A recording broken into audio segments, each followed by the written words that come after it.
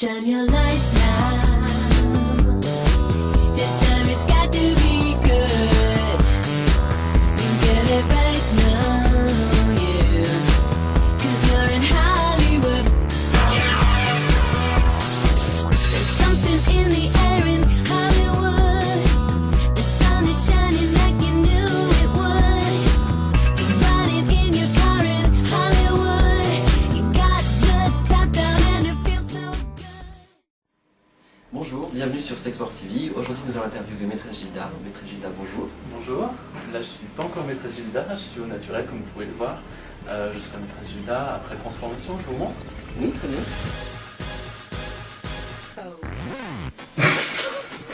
Oh c'est dégueulasse.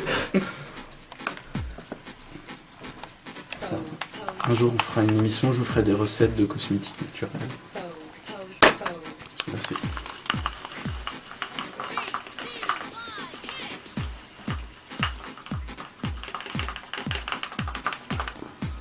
Et donc la maîtresse, qu'est-ce que vous mettez sur le visage? Là j'hydrate avec un petit masque, mélange d'huile essentielle, d'argile, d'eau florale et une huile d'amande douce pour hydrater. Mais c'est quoi, c'est le début du maquillage, c'est ça? C'est la préparation de la peau justement pour bien prendre le maquillage et puis pour ne pas être desséché par les agents cosmétiques qui sont dans les fonds de teint et qui ont tendance à dessécher un peu la peau.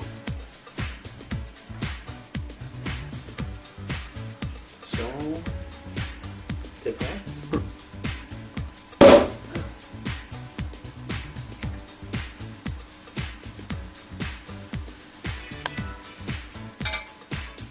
Maîtresse Gilda, maintenant vous allez expliquer les différentes étapes de votre transformation. Bien sûr, pour devenir Maîtresse Gilda, il faut d'abord devenir femme.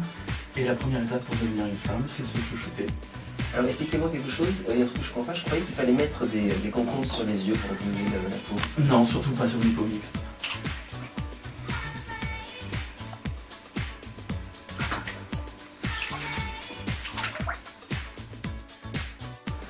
La serviette en microfibre pour éponger les cheveux longs, c'est ce qu'il y a de mieux.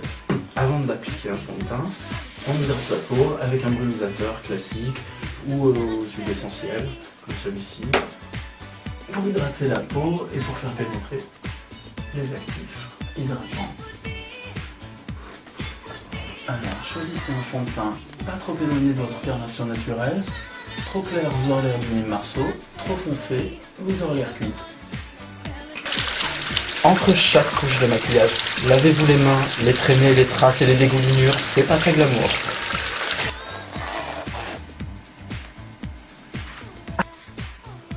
Accessoire indispensable, une éponge. Ça coûte 3 fois rien et ça évite les petits dégâts. Utilisez toujours deux poudres, une un petit peu plus claire que votre peau, une un peu plus foncée. La plus claire servira à mettre en valeur, la plus foncée, creuser, masquer, créer des ombres.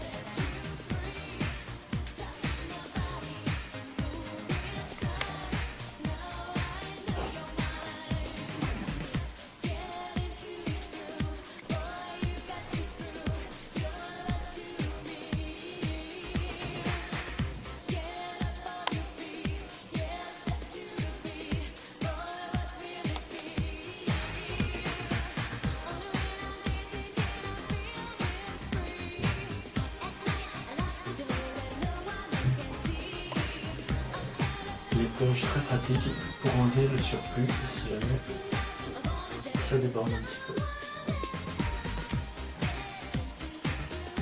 N'hésitez pas à utiliser du noir, on est comme des putes, il faut que ça se voit.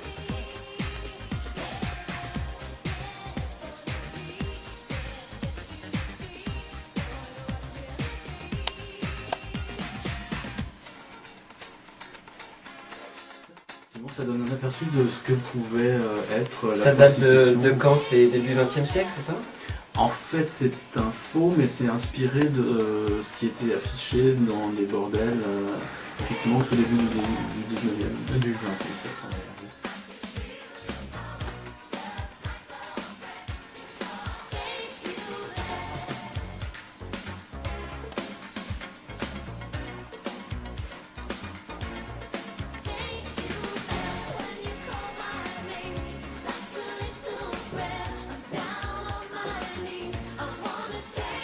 Dernière étape, le rouge à lèvres. A vous de choisir si vous voulez avoir une grosse bouche de grosse cochonne dégoulinante de gloss comme Britney Spears ou des lèvres cruelles et dessinées façon Family Adams.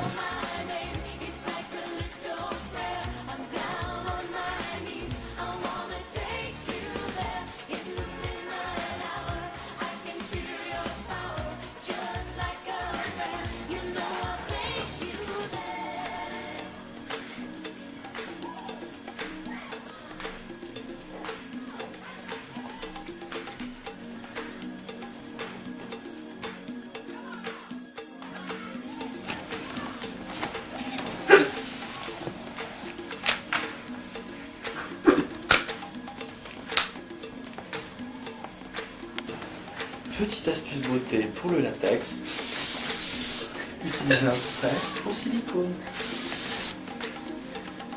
Pour le choix des perruques, c'est comme pour le fond de teint, choisissez une nuance qui ne soit pas trop éloignée de votre couleur naturelle.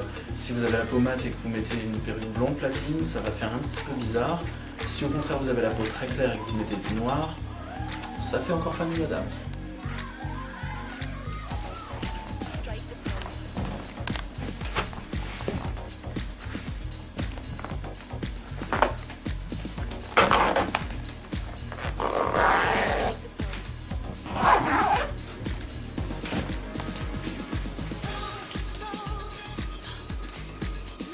Voilà, je suis prête. Tu peux nous récapituler tous les matériaux qu'il faut acheter pour la séance maquillage, pour se préparer? Alors, pour le maquillage, première étape, le fond de teint. Donc, fond de teint crème ou mousse ou même en stick, qui est plus couvrant, effectivement, qui peut être utile. Ensuite, la poudre, donc une claire et une foncée pour créer les contrastes, effectivement, que j'ai expliqué tout à l'heure.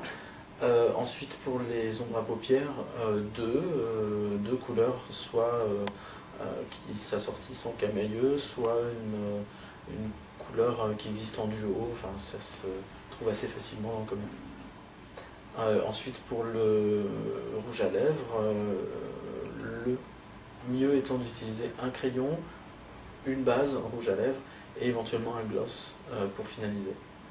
Et voilà, et un petit coup de liner, un coup de mascara et c'est fini. Merci beaucoup pour ces conseils. Ça t'a apporté quelque chose de supplémentaire dans ton travail?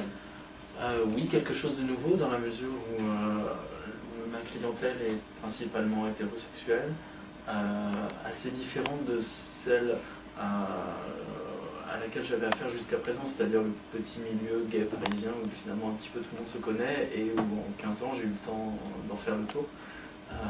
Donc le travestissement, effectivement, ça attire une clientèle totalement différente. D'accord. Je sais que tu t'investis un petit peu aussi également dans les mouvements de travailleurs du sexe. Est-ce que tu pourrais nous parler de cet investissement politique?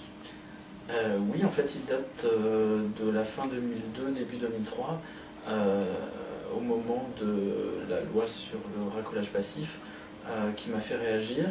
Et à ce moment-là, je me suis demandé qu'est-ce que je pouvais faire. Et c'est là, effectivement, que je me suis rendu à la manifestation qui était le 5 novembre, je crois 2003, devant le Sénat. Et par la suite, jusqu'à la première pub Pride, en fait, où j'ai vu à la télévision, effectivement, ces états stars. Et je me suis dit, eh bien voilà, pourquoi je ne rejoindrais pas le mouvement Les Putes? Il y a certainement quelque chose à faire. Tout simplement réagir et ne pas se laisser faire et montrer qu'on existe et que nous ne sommes ni des criminels, ni des victimes, mais tout simplement nous voulons exercer notre profession dans la liberté et dans la sécurité. Quelle serait pour toi la principale revendication, en tout cas une des priorités du mouvement des travailleurs du sexe aujourd'hui?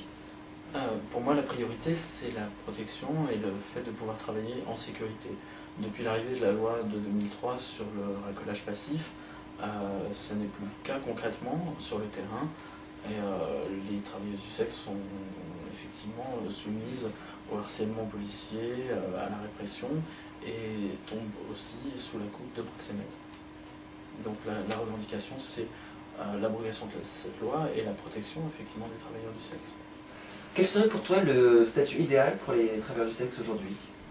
Alors je pense que quelque chose comme le statut, enfin qui ressemblerait au statut de profession libérale, en tout cas, ou de travailleurs indépendants, c'est-à-dire effectivement avec des cotisations auprès d'une caisse de retraite ou d'un régime effectivement général ou peut-être privé, je ne sais pas, et en tout cas une vraie sécurité sociale.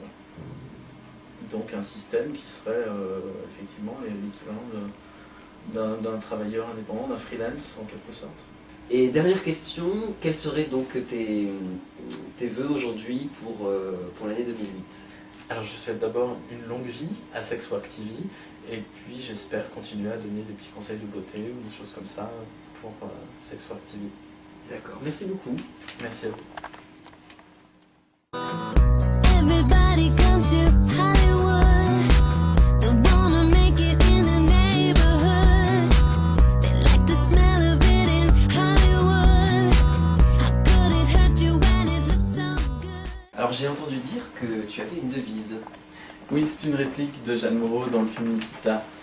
Il y a deux choses qui sont sans limite, la féminité et les moyens d'en abuser.